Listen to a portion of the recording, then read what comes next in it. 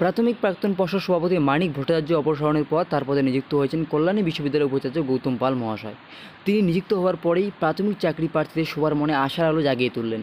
কি জানালেন তিনি, শুনে নেব। টেট কবে হবে, কিভাবে হবে? আমি চাইবো প্রত্যেক বছরই টেট হবে এবং তার রেজাল্ট বেরোবে। এভরি ইয়ার অ্যাপয়েন্টমেন্ট প্রত্যেক বছরে হবে। টেট পরীক্ষার সঙ্গে তো নিয়োগের কোনো সম্পর্ক নেই। নিয়োগ একটা নতুন করে আবার নোটিফিকেশন জারি করতে হয়। এত নিয়োগ বাকি আছে, তারপরে প্রতি বছর কীভাবে নিয়োগ হবে?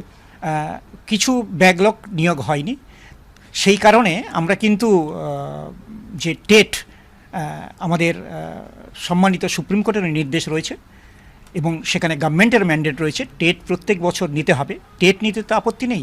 এবং টেট আমরা কেন নিচ্ছি? TET is integral part of the appointment.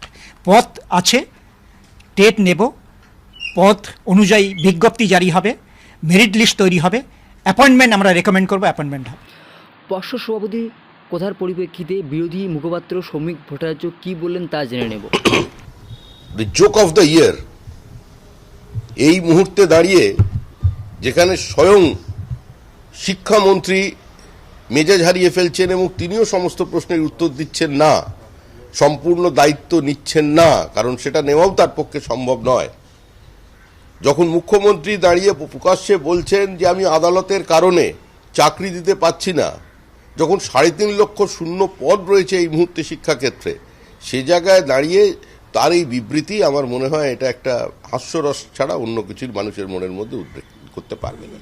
Trinamool সরকারের আমলে কোনো নিরপেক্ষ মেধা তালিকার ভিত্তিতে নিয়োগ হওয়া সম্ভব নয়।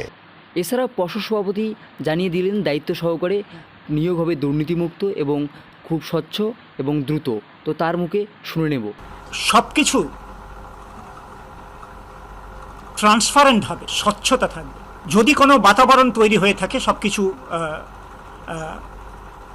অস্পষ্ট, অস্বচ্ছ, এটা কিন্তু আমি দায়িত্ব নিয়েছি।